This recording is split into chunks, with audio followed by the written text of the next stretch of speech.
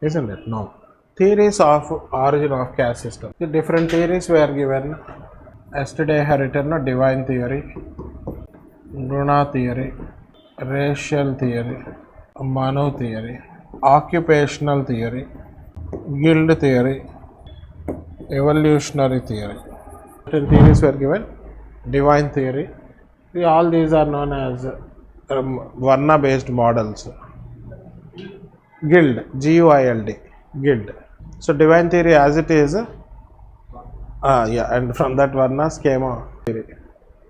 According to Purusha Shukta hymn, 10th part or mandal of Rigveda, all 4 Varnas came into existence due to self-annihilation or destruction of Mahapurush, who is the creator of the universe. From mouth came Brahmins, from shoulders Kshatriyas, from thighs Vaishyas, and from foot came Shudras. From these 4 Varnas later emerged different caste groups.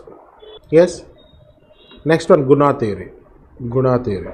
According to Upanishads and Bhagavad Gita, there are 3 gunas. There are 3 gunas or characters, namely Satvik or Sattvagun, Rajasvik Rajo, Tamsik or Tamogun. Those who have predominantly Rajasvik Gun, Rajasvik is Kshatriya, and those who predominantly have Satvik Gun is Brahmin, and those who have predominantly Tamsik Gun is a Vaishya. Those who have exclusively or only Tamsik Gun is Shudra. So from these 4 Varnas emerged different caste groups. Next one is racial theory. Racial theory also you write quickly. No? It was given by H.H. Risley. According to him, Aryans who came from West came in 3 groups. Who are they?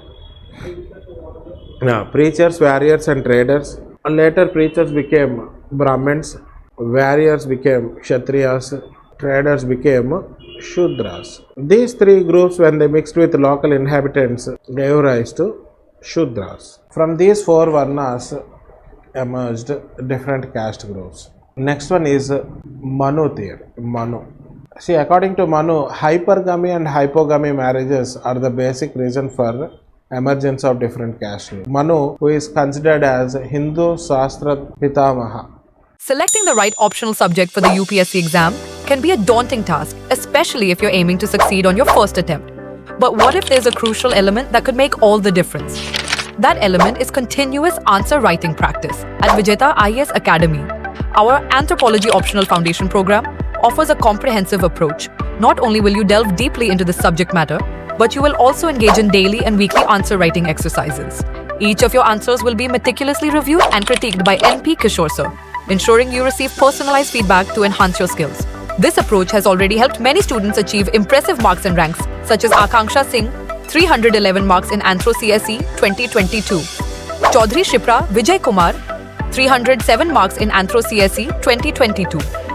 Ajin Kumar, who cracked UPSC in his first attempt, and many more. With daily feedback and structured practice, you will be well prepared to succeed in the UPSC examination. With our focused feedback and structured practice, you'll be well equipped to improve your performance and boost your chances of securing a top rank in the CSE. Don't wait any longer. Enroll in Vijetha IAS Academy today and unlock the proven success formula for conquering the UPSC exam.